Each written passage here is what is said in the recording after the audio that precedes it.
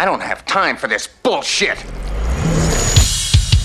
Ha! Bullshit, bullshit, bullshit. All this guy ever does is BS. Anyway, it's time for another edition of BSing with Big Nate.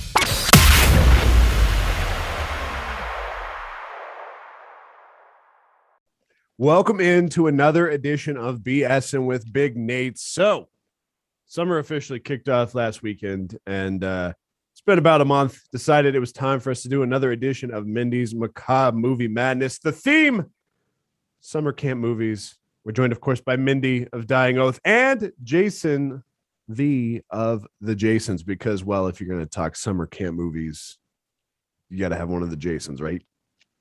Makes perfect sense to me. Thank you for joining me, guys. So what we did was we tasked two movies, Sleepaway Camp and Twisted Nightmare. We're going to talk about them. We're going to talk some Friday the 13th, of course, but I want to start off with Sleepaway Camp. That was the one that I came up for Mindy to watch because apparently she had never seen it, which absolutely blows my mind. So first and foremost, like I want to get, kind of your input on it, your analysis, but if you haven't seen Sleepaway Camp, I want you to stop this video, go watch it now, and come back because A, things are going to get spoiled, and B, it's just a really fucking awesome movie. Long story short, they're at a summer camp.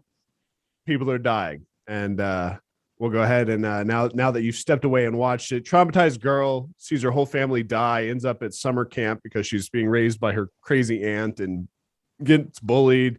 Campers die, and turns out the whole fucking time she was actually a boy raised as a girl by said crazy aunt. We'll just go ahead and put that right out there. And Jason's actually have a track that deals with Sleepaway Camp Arawak. And so I want to let Jason go first on this one. What's your takeaway from Sleepaway Camp?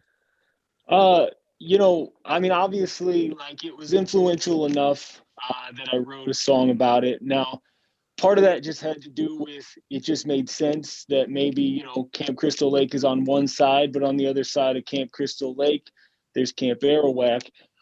As far as a slasher movie goes, though, I have to say, for me, it's in the top tier of great slasher films, not necessarily because of the kills or the setup or any of that stuff. There's two reasons. Number one is that the campers, the kids, the supporting cast, they feel like real people. And a lot of those camp slashers, the greats, like in my opinion, The Burning is the greatest slasher film ever made because the kids feel so real. And when they all die off, you feel something. So for me, Sleepaway Camp has that. It gives you the sense that there are relationships going on before the cameras rolled, which is a big deal. And then, of course, the ending, which I don't know if we're going to spoil it or not, but it's one of the most shocking fucking endings of all time. And spoiler alert, there's a fucking dick at the end. Boom. I mean, yeah, you said it. There is absolutely a dick at the end. Static shot. I just, that's still to this day blows my mind. I think you're absolutely right. What makes it so powerful is the feeling that these relationships existed beforehand with the characterization and the development. In reading about it today, just kind of getting prepped for this. Apparently, several of the cast members were actually dating during filming, which I'm sure happens a lot, but I definitely think it helps with that credibility, and they try to keep it as realistic as possible. Mindy, what was your takeaway?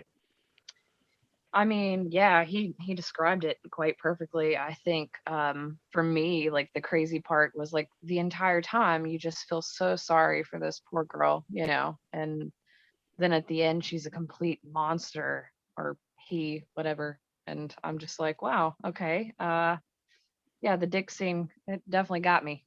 Definitely got me. Yo, I want to say too, like, for me, obviously, we're recording this podcast in the middle of 2021, which is like super PC world where all these movies may or may not hold up. But for me, even though at the end, the killer in the film is actually like, has a dick and has been living as a girl this whole time, I think it holds up, and I don't think it becomes victim to the, like, oh, this didn't age well. I don't think that's the case, because for this, what they zero in on is the psychological aspect. She's not fucked up because she's a dude who's, you know, being dressed like a girl. She's fucked up because her aunt forced her to psychologically like fit into this mold and live as a girl when that's not who she was. So I think they get that right. Like, yeah, like if I'm writing a movie, it'd be like, yo, man, there's a fucking chick and she stands up, she's got a dick at the end, boom, best ending ever, right? But you gotta earn it. And they psychologically earn it in this movie, and they show that trauma. You know, everything was there. So like this movie's a cut above the rest, and that's why like I never really hear anybody complaining like, oh, this didn't age well. Oh, this is like, you know, because it gets it right. It just fucking gets it right. That's, that's actually something I've written here about both movies is absolutely. If you walked into any studio now and said exactly what you just said, there's no way in hell they'd be like, yeah, we can't touch this. But you're absolutely right. It does deal very much with the psychological torment. And that's kind of what, to me, made slashers so impactful. At least the really good ones kind of make you, well, yeah, the killer kind of had a fucked up life.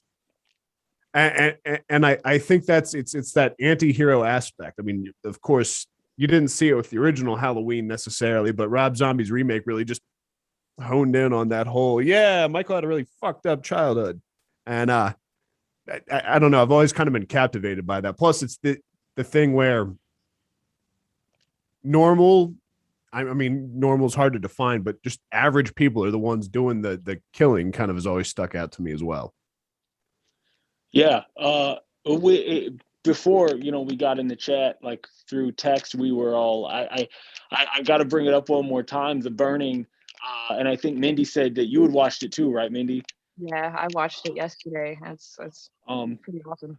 Yeah, like for me, what gets that is exactly what you said, Nate, which is like the killer is this fucking bitter sociopathic person who just liked to pick on kids and all this stuff. But then these little bastards at this camp burn this guy alive. And so the whole revenge thing that he's going on, like that's what I always liked about it, is it's so mean-spirited, it sets it apart, because in life, before he was this burnt monster, he wanted to make people sort of suffer, but add on top of that, you ruined my life, and it's just this revenge-fueled fucking nightmare. And I feel like with Angela, you get that too, where it's like she's trying to do the best she can. She's living as a girl, and at the end, like, you know, she's obviously got a crush on Judy, the girl that picks on her, like the real bitchy girl. She's fending off advances from these sweet little like teenage boys who are really nice, but they don't realize that they're really victimizing her because she doesn't want that. And so when she finally loses it, it's this confused fucking rage of just like this complete murder spree. So those movies, you're right, man, they have to earn it, and they have to give you a reason why somebody's killing these people. Yeah. And to me, this is still one of the most screwed up, tormenting. Like I think about that twist, that ending. It just pops into my head like, yeah, Angela had a dick at the end of Sleepaway Camp. And I don't know why it really kind of screws with your brain. And this was at that point, nobody was really doing the twist ending as much as you know, it kind of gets shipped out in every movie now. Whereas back then, what you had Sleepaway Camp, you had Friday the 13th with Pamela being the killer at the end of the first one, but it wasn't happening as frequently. And so I think it just stands out. I definitely think it holds up today. And of course, Mindy just saw it for the first time, not literally today, but in modern times. So what's your thought on, you know, kind of watching it through that lens? I think had I watched it earlier on, you know, it would have been a little more impactful because, you know, nowadays we're a little more desensitized to things, but it still kind of traumatized me a little bit, you know, like, because this whole time you've got this thought in your head as to what's happening and who's doing the killing and whatever. And then, you know, like I said, you feel so sorry for her this entire time, which you still do even after the twist because of all the things, you know, she had to go through. But at the end of the movie, you're just like, damn, that's why all of these certain things happened along the movie that were so confusing. And even, the gore and everything that went on in the movie, it's just, even today, like you said, it stands the test of time. It's a great movie. It's actually one of my favorites now that I've actually sat down and watched it. Now, going into it, did you go in blind, or did you already know about the twist ending? Because I was very careful not to mention it at all. I was like, you just need to see this damn movie. No, I had no idea about it whatsoever. A couple of my friends were like, "Yeah, you definitely have to watch it," but nobody spoiled it for me. So Good. the entire movie, I just went in with an innocent mind, thinking I knew what was going on. And then you get to the end, and I was blown away. I actually went back and watched the movie a second time after I watched it, just to grasp everything again. But I thought it was great. I really did. There's a point in the movie too. Like, I don't know if I really got it on my first watch, because I was pretty young when I watched it. Like, it was like, I'd say it was probably like the early '90s when I watched it, so I was pretty young. And like, but watching it now again, and realizing how much care the writers of this film took to also show how Angela's issue was affecting everybody, because it becomes really quite tragic, because you've got, I forget the kid's name that was like chasing her the whole, like, that was trying to get with her. Was it Jimmy? I think that's his name, Jimmy. Yeah.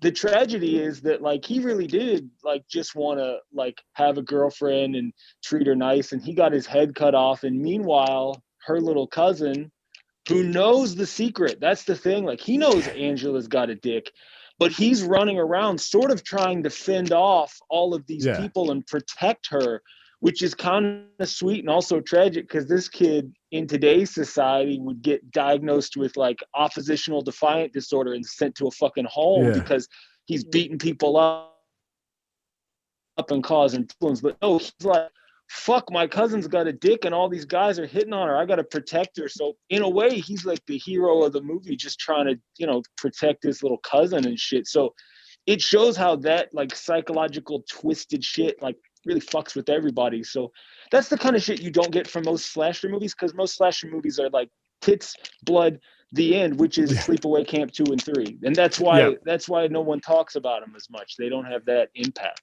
No, there's definitely, at least going out of it, like, I mean, I love the movie, but there's a very real sense that everyone's kind of a victim to a certain degree. Everyone's a victim, everyone's a villain, and like none of it feels good at the end. None of it. Like, I remember being very like heavy after the fact, like, damn, the hell did I just watch? Definitely recommend it to anyone. Let's go ahead and rate it. Jason, of course, you haven't been here for one of these. We use a scale of 1 to 10, and we use machetes as our indicator instead of stars, because frankly, that's more damn fun. I'm gonna go first. Sleepaway Camp's one of my favorites of all time. It gets a 10. To me, it is the most iconic slasher, and I think not enough people have seen it and really dug into it. 10 out of 10 for me. And you want to go first, Jason? Yeah. So yeah, I'm with you. Like, it's an archetypal second wave slasher kind of deal. Like, we know that like Halloween kind of started it, but for me, Halloween didn't have all of the hallmarks of what I consider like the slasher movie, which was like Halloween had the stalk and it had some slash, but it didn't have the gratuitous blood. It didn't have the body counts.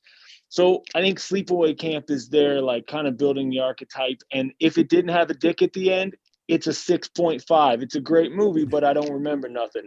You add the dick, it's a 10, and that's just how it is. So 6.5 machetes out of 10, and 10 dicks out of 10 for me on Sleepaway Camp. There we go. That's a rating. What do you got for us, Mindy? Okay, so in the past of us doing this show, I never give 10s because I feel like, nothing is a perfect film for me.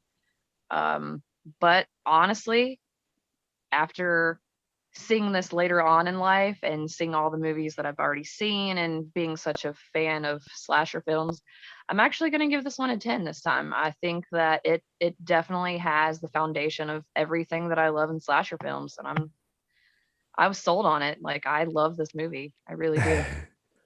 10s all around. And I mean, I'm glad. I hate when someone recommends a movie to me and they hype it up so much. It's like a waste of your time. So I'm really glad that you loved it. And I think it is very disturbing and very deserving of the 10 machetes that it got. And the 10 dicks. We can't forget the 10 dicks.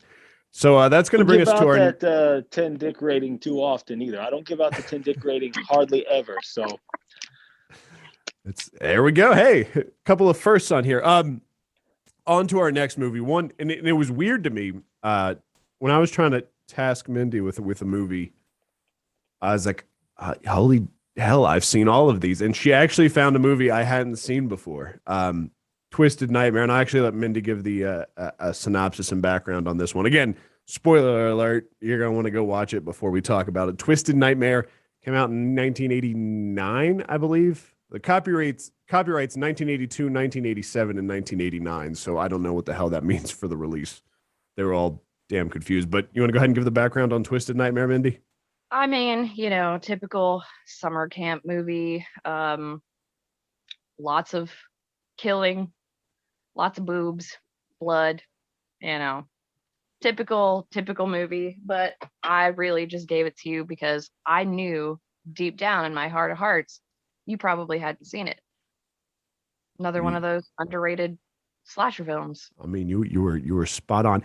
This is something that kind of brought a theme about in my head, that something that I kind of realized I'd never really noticed before. Handicapped people don't really fare well in any horror movie scenario.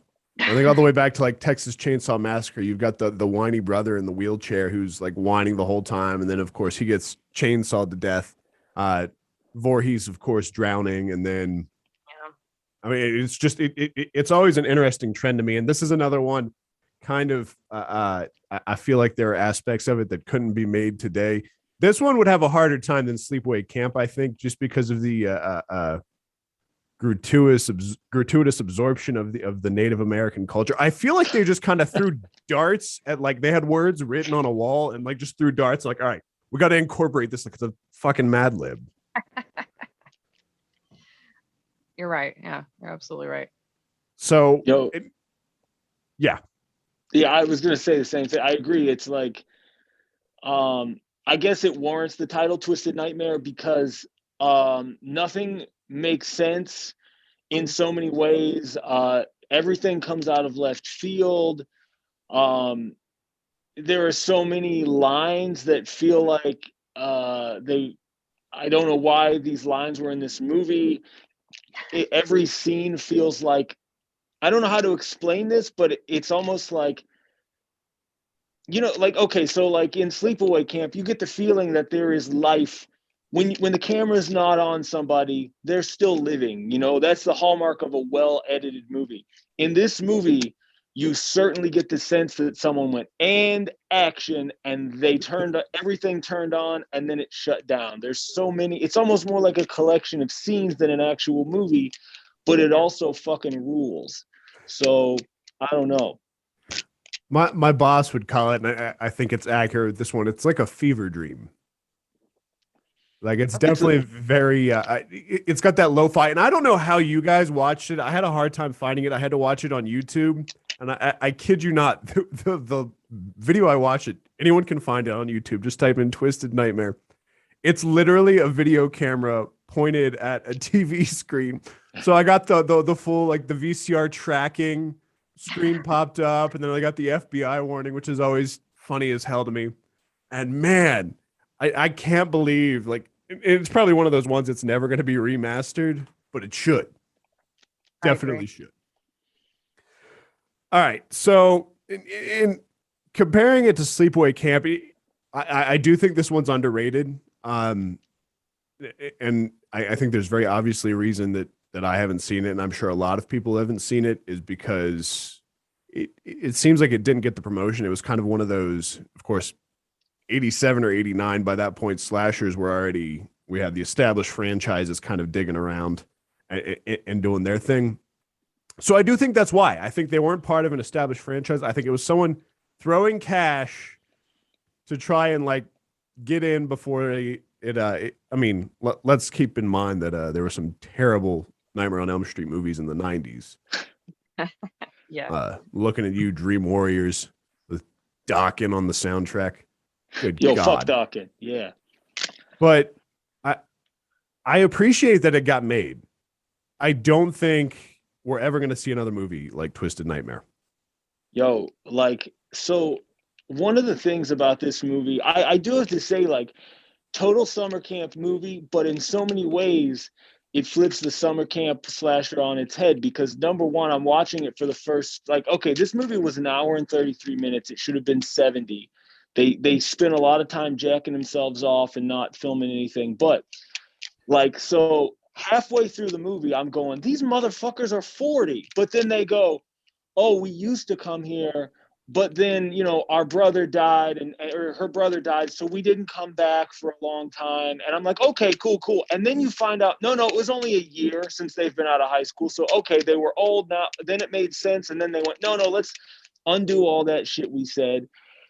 And like this, I don't know, man.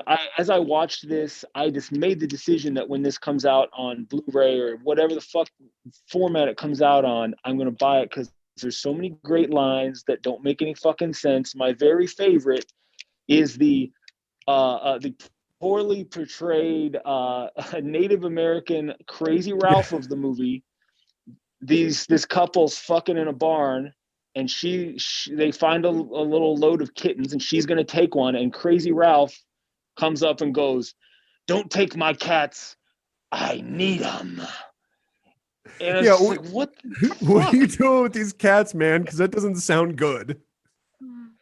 No, and yeah, like you said, very, very poorly portrayed. And I feel like there were a lot of red flags. I mean, there are usually a lot of red flags in horror movies. That's kind of you're sitting there watching it. Oh, I'd never do that. That's stupid. Who the hell like receives like just a random free week? And like we get those calls today, like, you want a free cruise from Norwegian Cruise? Like, yeah, bullshit. Hang up. And they all went. And the other thing, completely ignoring the power of human trauma, you're not going to go back to camp where your brother died. You're just not.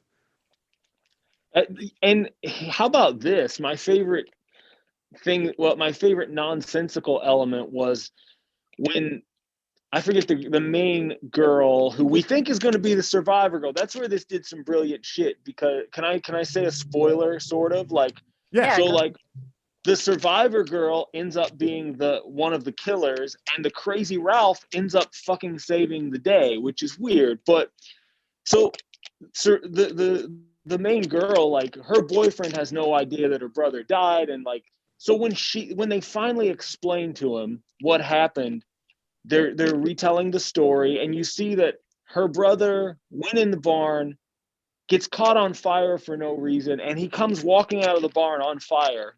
And then the guy telling the story says his body was never found.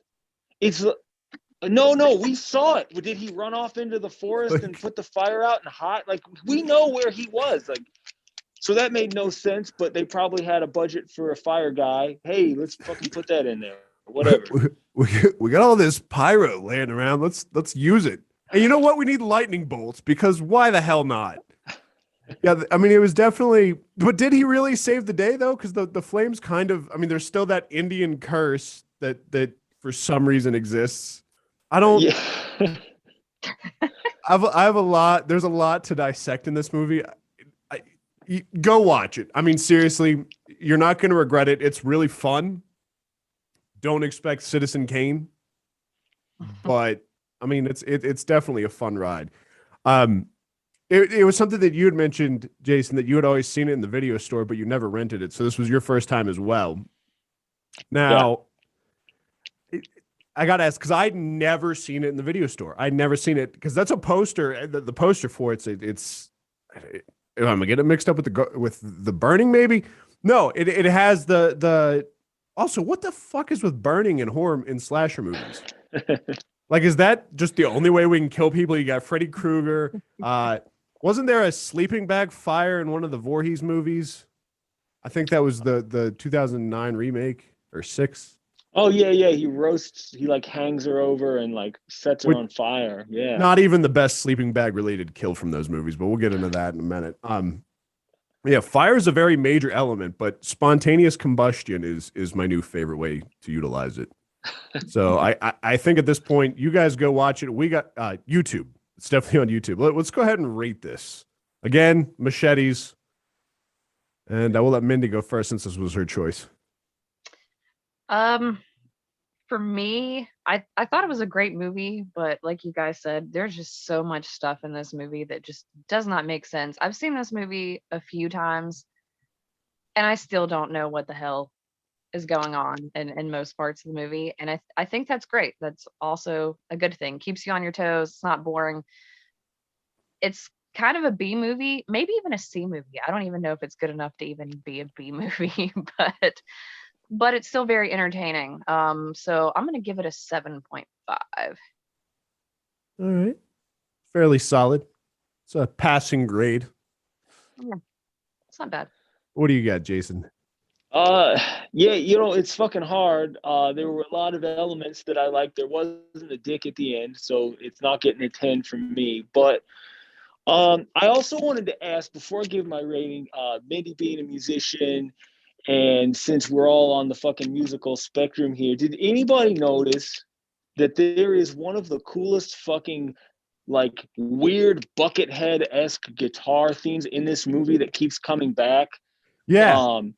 Dude, that's one of the best fucking weird themes I've ever heard, and I would buy the soundtrack to this for that. Like, it was pretty fucking good.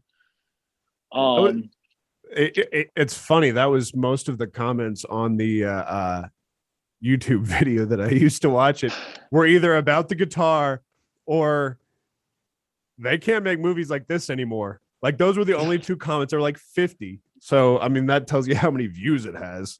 Right. Yeah, so I don't know. I liked a lot of elements. Yeah, and they're right. They can't make movies like this anymore for so many reasons. But it's not going to be up there with your favorite slasher movies. But at the same time, I would buy it, and I don't even own all of the Friday the 13th film. So then where it's at for me, like when I want to watch a pile of shit movie that has some shit to laugh about, it's like a 9. As far as technical filmmaking, it's a 1. So I don't know. I liked it a lot, and I appreciate that we watched it for this because it opened the door to one of my new favorite bad movies. Yes. Yeah. I mean, that's the lens I'm gonna have to look at it to read, because like I said, it's definitely not a masterpiece of filmmaking and by any stretch of the imagination. And they clearly didn't have a script supervisor. That being said, really damn fun ride. I greatly enjoyed it, and I'm gonna go ahead and give it an 8 out of 10 machetes. Just know if you're taking my advice on this and watching it, I realize and I understand that this is not a great movie, but damn it was fun. I mean, people like the Fast and the Furious movies, and they stopped giving a crap about the story a long time ago. So 8 out of 10, I think it earns it. And I mean, if we're gonna have Jason V on, we've got to talk, and talking summer camp movies, we got to talk some Jason, Pamela Voorhees. So I want to discuss one more thing too before we go there, and actually it's a good segue. Did you notice how fucking impactful Mario Bava's Bay of Blood, the spear through the two people fucking on the bed, you get it in that movie, you get it in Friday the 13th Part 2, and they brought it back for Twisted Nightmare. How many times are they going to steal that fucking scene? But I mean, we should really be talking about how important Bay of Blood is here, because everybody rips that kill off. I mean, it's like the Wilhelm scream.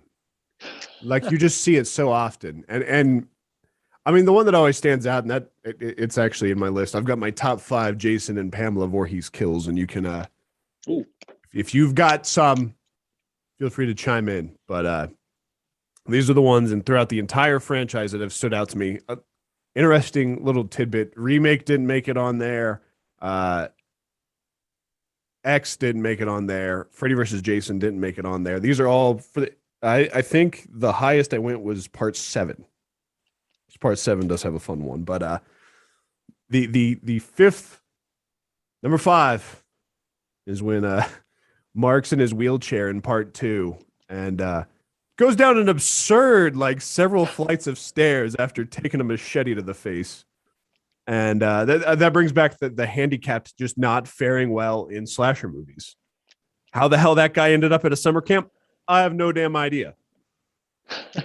Well, I would say this though, like if we're gonna say like, okay, it is true to some degree that people with disabilities don't do well in horror movies unless you count the killers, because Candyman's an amputee. Jason's definitely has intellectual functioning problems. I can speak from experience there. Leatherface, he's way, way, way low on the spectrum.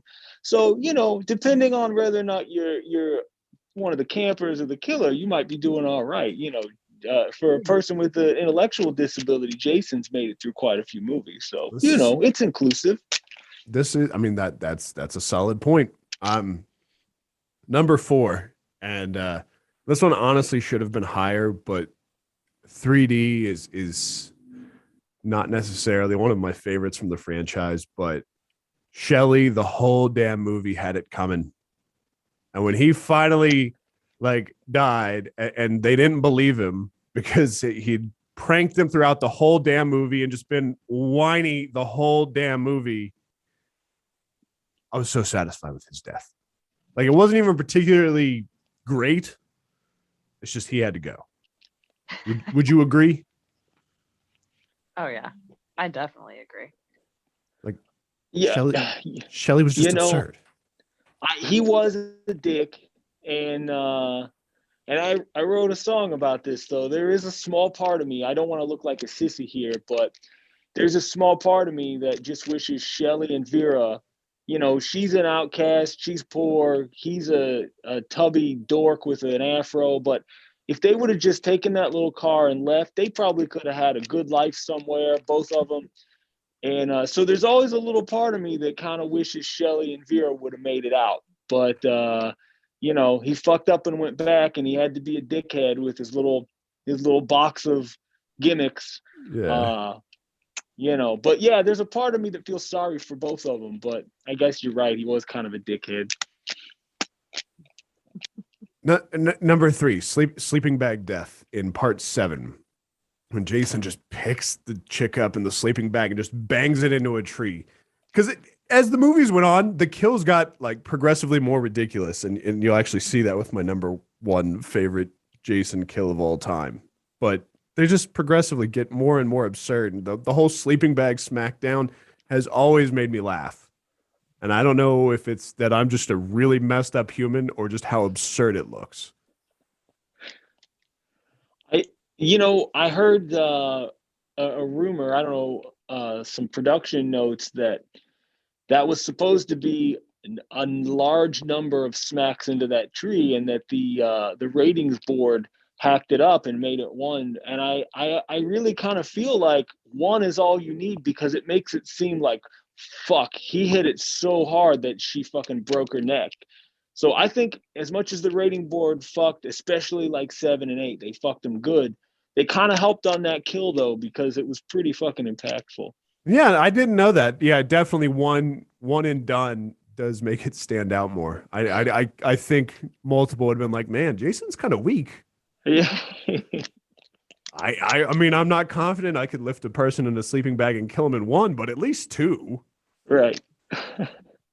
And Pamela only gets 1 mention on this list, and I think it has a lot to do with Kevin Bacon and his performance in Friday the 13th Part 1 when the arrow through the neck through the bed, which not necessarily the greatest, the most clever, but it does have Kevin Bacon. They also Blu-ray ruined that kill for me. I don't know if you guys have seen the Blu-ray version, but goddamn, it really shows you how different Kevin Bacon's skin versus that prosthetic was. No, I ran into the same thing. Definitely. I mean, to a certain degree, those movies shouldn't necessarily be watched on Blu-ray. I think the lower fidelity kind of gives it more of an authentic feel. 100%. But my favorite Voorhees kill all time Jason goes to Manhattan and punches a dude so hard his head flies off. Like, the sheer physics of it has never made sense to me, but that's one of those kills that just has always stood out. Like, whenever my dad and I are talking, because he kind of has the same interest, and we used to marathon the Friday the 13th movies every time a Friday the 13th would pop up. Carried that tradition on with my wife now, but every time Jason Voorhees comes up, you mean that time he punched a guy's head off in Manhattan? Sorry. So, do you guys have any particular favorite kills? It's hard. There's so many great kills in these movies. I also do that. Fun fact for you, I think I told you before, I was born on Friday the 13th. So, that's something that I've always done as well. That's a hard one. There's so many. Like, I just recommend that people just go and watch them all, like from the first one all the way to the last one. Like, it's so hard to pick. It's like asking what your favorite Jason movie is. Like, could you really pick one? Part 5, but I'm biased. Of course, 5. Yeah, we'll go with 5. Yeah. Thank you. Let's keep in mind 2021. We're marking it now. So far, his kill counts at 170, which puts him as the most prolific slasher. So 170 to narrow it down. I'm impressed I was able to pull out 5. Well, 4 for Jason because Pamela takes number 2. Yo, all right. Oh shit! If I can break in with a couple favorites, I definitely have a few that I like, and I find it interesting that your favorite kills kind of stuck with the earlier films because mine do as well. Because when Paramount had the Friday the 13th franchise, everything felt a little more reality-based, a little more mean and cruel. And when New Line took over, it kind of turned into Mortal Kombat. Body count, let's see how absurd it can get. But I'll just say probably two of my favorite kills. Number one being the actress in Part 5 who has the best tits in the franchise, gets the hedge clippers to the eyeballs. That was one of my favorites because it was clearly the directors of Friday the 13th saying, we know The Burning is the greatest slasher film. Here's our tribute. Boom. Number 2, I would also say, like in those early films, there's a scene where I think I'm trying to remember exactly which film. It's 3, where one of the punks goes into the red barn, the first punk that gets killed. And Jason knocks him down and he chops him, but it just shows Jason's feet and that guy laying there, and he chops him multiple times. And it just feels so mean and brutal. And like, I feel like those earlier films, the kills felt a little bit more sad and tragic. So I really like that one. 3D, that one's always stood out to me just because like how much they hammed it up for the 3D gimmick. Like you got the pitchfork. I think there was the one with the cat, the guy punching through the window of the bug, and like they just dead on the fist. Oh, I'm gonna have to go back and watch 3D this weekend. All right. So recommended viewing. Jason's already kind of touched on this. The Burning. If you haven't seen it, it's got a young Jason Alexander before he was George Costanza, and there's. I'm not going to spoil this one because I want everyone to go watch it. Mindy just watched it for the first time the other day. Jason and I were bonding about how great that movie is. Also written by Harvey Weinstein before he turned out to be such a creep. But go ahead and ignore that and watch The Burning. Yes. Got any other recommendations? Yeah, I have a couple. If we're talking slasher films, there's a movie. It's a little bit hard to find now. It's called Humongous, directed by Paul Lynch, who also directed the great slasher classic fucking Prom Night. But Humongous is about people that go to a summer camp and find this giant mentally handicapped monstrosity out there, and it rips them to pieces. Other shit that I thought of was a movie called Final Terror, which is kind of a drag until you get to the end and you get a look at the killer, and it's one of the most creepy, weird fucking looking killers I've ever seen. I don't want to blow it, but if you can waste your time and watch a not so good slasher movie, at the end of that film, you get a good look at the killer. Also, fucking The Mutilator, which is, I don't know how this movie was made. It's so wholesome, but at the same time, it has hooks going into people's vaginas. And last but not least, Madman, because that movie's fucking cool and it takes place at a summer camp too. Yeah, Madman's another one. Also, The Rise of Leslie Vernon, kind of shot documentary style, really worth checking out. Robert Englund's in it. Forgot about that one. Yeah, I don't know what it was you said that triggered me to remember Leslie Vernon. What do you got, Mindy? Man, a lot of those I was actually going to say. What was the movie that we were talking about the other day that I had remembered that I watched? What was the name of it? It's got the funny guy in it. I can't remember. The funny guy. I'll have to go back through our messages. I can't remember what the name of it was, but I went back and watched that one again too. I was going to recommend that one. It's really good. Oh hell, I don't know. I've watched so many summer camp movies this week. Yeah, I mean we kind of handed you a pretty good to-do list, but we'll keep that in mind. And shows are back, so let's talk about those. We'll start with Jason. What do the Jasons have going on? This weekend is our first, the beginning of our like run of shows back since the pandemic. So we're going to be playing at Subalpine in Turtle Creek, Pennsylvania. Then right after that, we're playing something called Ramones Gore Fest in Delaware. After that, we got Savage Mountain Punk Rock Fest. You can come see the Jasons and the Beatnik Termites, and you can see the fucking Mighty Sloppy Seconds. So I'm excited for that. We also have a 7-inch record coming out with Mom's Basement Records called the Jarvis House Split. And that should be out in a couple months. And then also a good bunch of reissues of old Jason's records on vinyl coming down the pike pretty soon, starting with, I don't know if I'm allowed to say it, but starting with Get Sued. So keep your eyes peeled. Excellent. Yeah, and I just want to thank you for coming on again. Jason was, of course, my very first guest on BS with Big Nate. Actually, they were the impetus behind me doing this because their Friday the 13th show last year got canceled. They were on their way to Delaware, so they came back home and played a show from the basement, and it still stands out. And we wouldn't be on episode 140 or whatever the hell we're on without you guys, so thank you. Dying Oath also has some stuff going on. Mindy. Oh man, the list is so large. Go to dyingoathband.com. There are so many to keep up with. The ones that really stick out in my mind, like I said, we have a all ages show this weekend in Princeton, West Virginia. We're going to be giving away a lot of stuff to the kiddos, so bring them out, have a good time.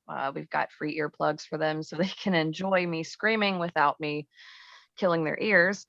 Of course, we have Metal in the Mountains, Blue Ridge Rock Fest, lots of festivals. I think we're playing more festivals than we are small shows this year. Amp Fest is coming up in July, which is a local festival here at the Haunted House. Lots and lots of dates, so too many to remember. I need like an assistant or something. All right, Mindy, Jason, thank you so much. Give Dying Oath and the Jason some love. Facebook, Instagram, the internet. You know how it works. And Mindy, we'll be back again next month. I think we'll have some fun. Guys, thank you so much. Thank you.